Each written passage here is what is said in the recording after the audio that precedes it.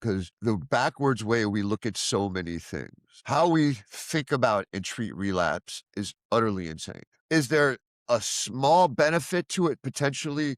Yes, but we pretend like that's all we got. The way the vast majority of America thinks about addiction and relapse is right. That it's about how bad you want to stop using.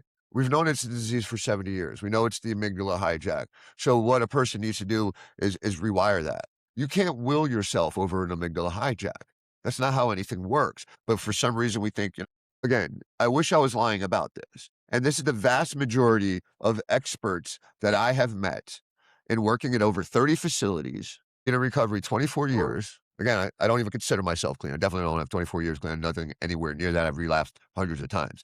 But I've been in recovery 24 years, been a clinician for 12, worked at over 30 facilities, done adventure therapy for over 15, worked as a private contractor, primary therapist, program director, and I've worked with hundreds of amazing people, a lot of them, and a lot of shitty ones. But the vast majority of them think this way. My clinical director said to my entire community that if you want to stay clean and sober, I've been doing this 34 years. This woman had like 10 letters after her name. What you have to do is hold on to your worst moment when you got to detox, whether you came on plane, trains, or automobiles. She was trying to be charming. That worst moment in detox, you think about it, hold on to it every day of your life, and that's what'll keep you clean and sober. That's really what we think. So when a mother comes in and fights her life off for her recovery, it's not hard to beat alcoholism. She's probably got complex trauma. Well, how hard do you think her days were? Not just detox, dealing with the guilt and shame that she chose to drink over her family over and over and over, the devastation she caused her kids, how many times she cried in the dark, and she's dealing with the complex trauma of her childhood. She prays all the time. She shows up when she can barely get out of bed. And, 9 months in, everybody tells her how proud they are of her. They believe, oh, that she did it. Like now she's far enough away from the alcohol that it's a choice. But let's say stress starts to build, the boredom starts to creep in, the feeling of loneliness and dread, right? She's arguing with her family.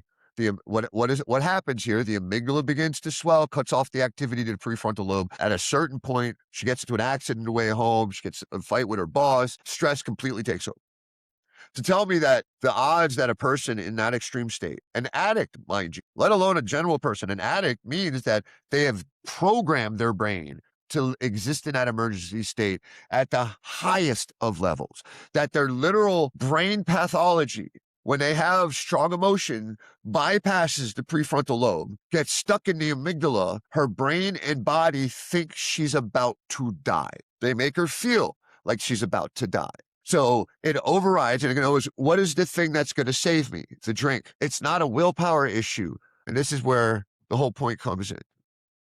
Everybody tells her she must not have loved her kids enough because we think it's a choice.